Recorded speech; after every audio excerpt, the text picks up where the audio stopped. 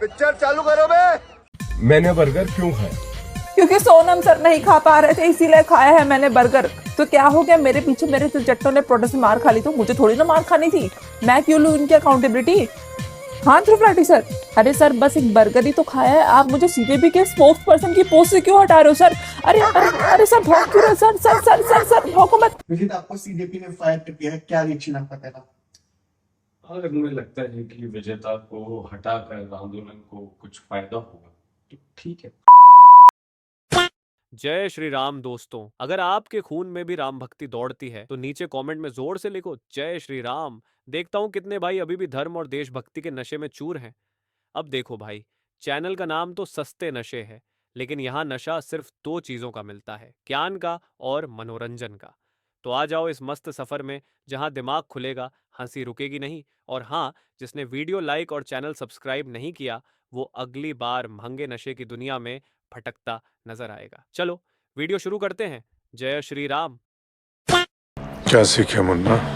यही कि जब कुर्बानी देने का टाइम आए तो कुर्बानी सिपाही की दी जाती है। राजा और राजकुमार तो जिंदा रहते हैं गद्दी पे बैठने के लिए।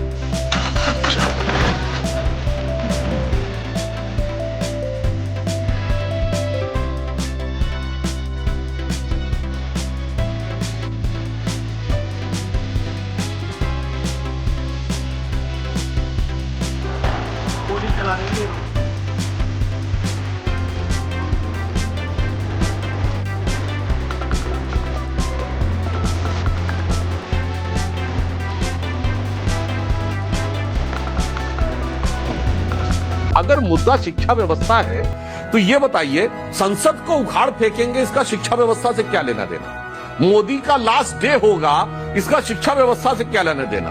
मोदी को पीटेंगे, इसका शिक्षा व्यवस्था से क्या लेना देना? अच्छा ये बताइए, ये प्रेमानंद महाराज पाखंडी हैं, इसका शिक्षा व्यवस्था से क्या लेना देना? मेरा लिंग मेरी आजादी, मेरा जेंडर मेरी आजादी, और वो ढपली वाले लोग आ जाते हैं आजादी आजादी, सिर्फ इसका शिक्षा से क्या लेना देना है? जरा मेरे बता दे मेरे को, हमारे विपक्षी लोग। अब कोई इस ढंग की वाहियात बात करता है कि सीता के पति का नाम लेके नीता के पति का काम कर रहे हैं, सर इसका शिक्षा से क्या लेना देना है? एक गाना गाया जाता है, बस नाम रहेगा अल्लाह का, इसका धर्मेंद्र प्रधान जी के प्रति इस्तीफे से क्या लेना देना है? जरा मुझे पूरा एक्सट्रपलेशन करके physics, chemistry, math, geology, botany, chemistry, जहां से भी संभव हो सके मुझे लिंक बता दें। इसलिए देश को यह बहुत सावधानी से समझने की जरूरत है। भाई पंजाब में अगर पेपर लीक होगा तो सबसे पहले मैं, अरविंद जी और मान साहब मिलकर पंजाब के शिक्षा मंत्री को हटाएंगे। किसको बनाएंगे सेकेंडरी है। पंजाब में पिछले 4 साल में एक भी पेपर लीक नहीं हुआ, देश का पेपर लीक हुआ है। कह रहे हैं पंजाब का क्यों नहीं बदल देते? सुझाव जो दिया है वो अपने से लागू करें पहले। भाई पंजाब में पेपर लीक होगा तो पंजाब में कर देंगे, और कहने की जरूरत नहीं पड़ेगी, पहले ही कर देंगे। लेकिन पंजाब में पेपर लीक नहीं हुआ ना, देश का पेपर लीक हुआ है।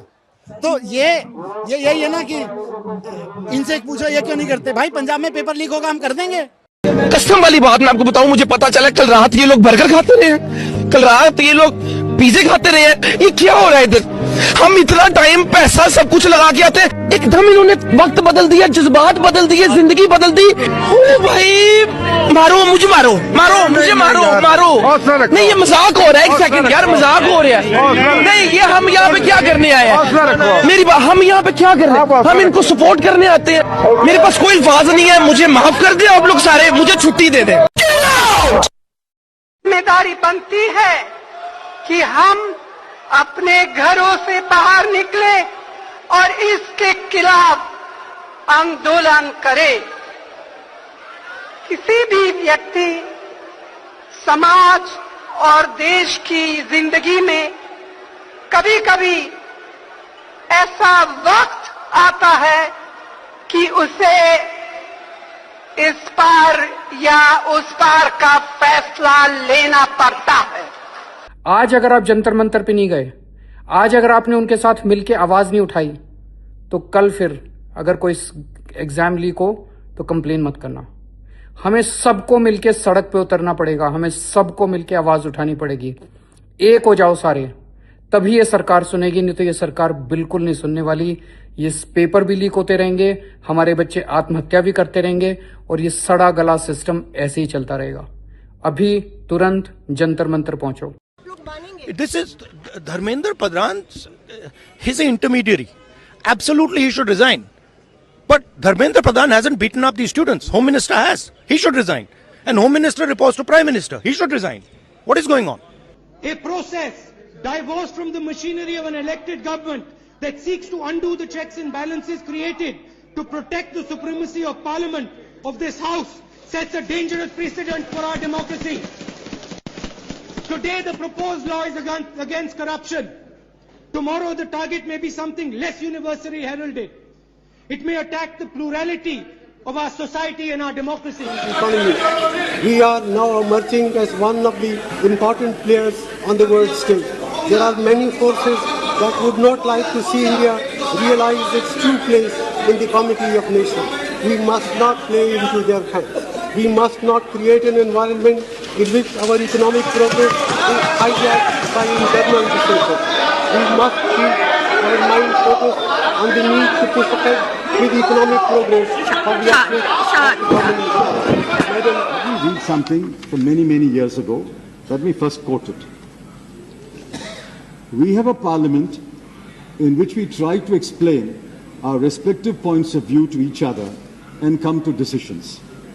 Should we close down parliament and put a lock on it and undertake hunger strikes to come to decisions? This would only mean that whoever was able to undertake the longest hunger strike would win and get his demand accepted. It is neither democracy nor anything else. It is an utterly wrong path. If I had said it, I'm sure many will pounce on me. This was said by Pandit Jawaharlal Nehru on the 9th of August, 1960. All I say is, we will deal with the issue raised by Shri Anna Hazare and his right to protest, both administratively and politically, as has been advised. We will deal with it fairly and justly. We will deal with it dispassionately. संसद भवन उखाड़ दिया जाएगा, संसद भवन उखाड़ दिया जाएगा और इस्तीफा नहीं देना उखाड़ दिया जाएगा, सब कर दिया जाएगा, नेपाल आ जाएगा, नेपाल बनेगा।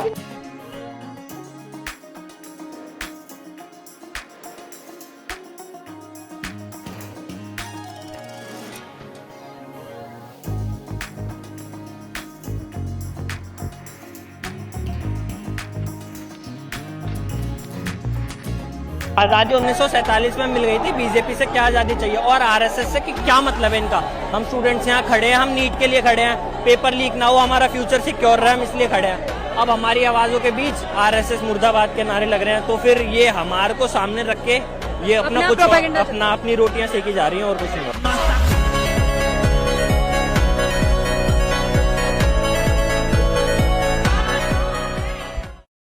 अपना वीर बहादुर कहीं नजर नहीं आ रहा है।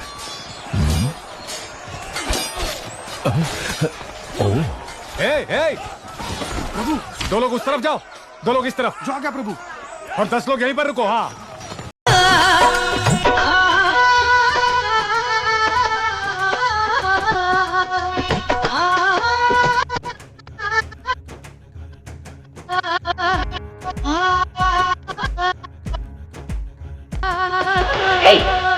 Hey, I've seen this one.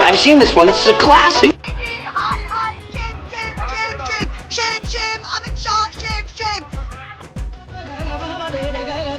तो नंबर है तेरे पास, जाओ वो नंबर का मैं भेज रहा हूँ, बट उससे पूछ लो, ये तो मुद्दे लगा साला। याद है जब बांग्लादेश में जनजी प्रोटेस्ट के नाम पर शेख हसीना के घर पर तबाही मचा दी गई थी, और जब वही सेम चीज श्रीलंका में फॉर्मर प्रेसिडेंट महिंदा राजपक्षे के साथ हुई।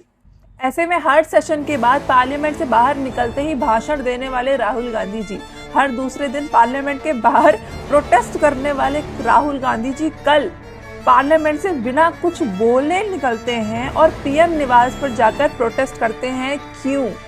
एक तो वैसे ही सीजेपी वालों ने पूरा तबाही मचा के रखा है, उसमें से पीएम निवास पे जाके प्रोटेस्ट करने भर की कमी थी, वो राहुल गांधी जी ने पूरी कर दी। हाँ, एनआरकी चाह रहे हो देश में, देश तबाह करना चाहते हो।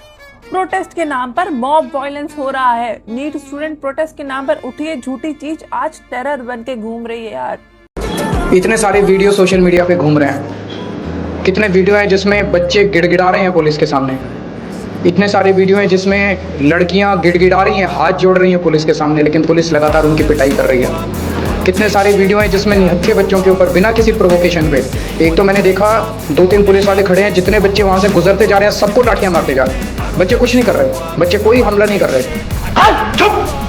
बच्चे गिड़गिड़ा रहे हैं पुलिस के सामने, लड़कियां गिड़गिड़ा रही हैं, हाथ जोड़ रही हैं पुलिस के सामने।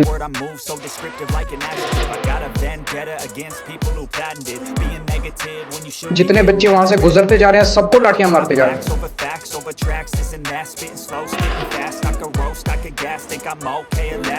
बच्चे कोई हमला नहीं कर रहे।